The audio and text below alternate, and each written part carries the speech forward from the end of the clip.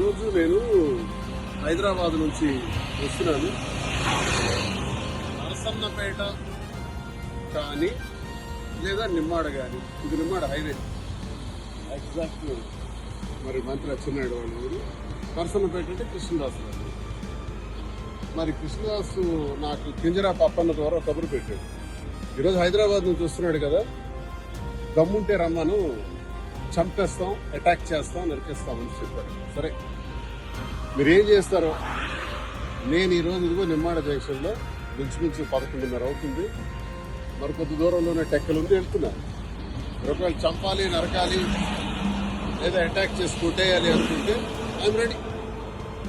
నేనేం తప్పు చేశాను? ప్రజల అభిప్రాయాన్ని మీకు ప్రశ్నించాను. మీరు ఉచ్చ రాజకీయాలని బయట పెట్టారు.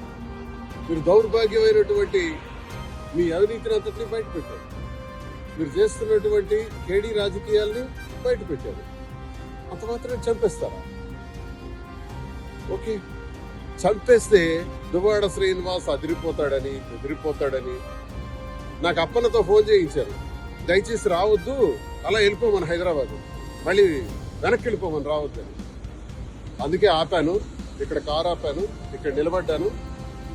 ఎంతసేపు అయినా ఉందామని అనుకుంటున్నాను. 1 or 2 hours వెయిట్ చేస్తారు ఇక్కడే. వాళ్ళ రండి. మరి పోలీసు వారి దృష్టిలో కూడా ఈ విషయం నేను పెట్టాలి. నేను ఎస్పీ గారిని కూడా కలుస్తాను, అందరి దృష్టిలో పెడతాను, పత్రికాముఖం కూడా విషయం తెలియజేస్తాను. జరుగుతున్నటువంటి అన్యాయం మీద మాట్లాడితే అటాక్ చేసేస్తారంట. చూద్దాం, అది కూడా. నేను ఇంకా గట్టిగా మాట్లాడతాను, ఇంకా గొంతుకి మాట్లాడతాను, ప్రజా సమస్యలపైన పోరాడతాను. మీకు వైసీపీలో నన్ను సస్పెండ్ చేశారు, మీకు కావాలంటే బహిష్కరించండి, ఎక్స్పెల్ చేసేయండి.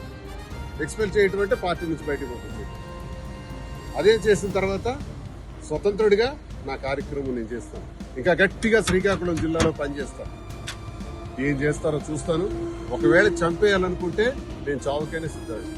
భయపడే రకం కాదు, అదిరే బెదిరే రకం కాదు ఈ దువ్వాడ శ్రీనివాసం తెలియజేస్తున్నాను. ఇంకా 2 hours ఇక్కడే ఉంటాను.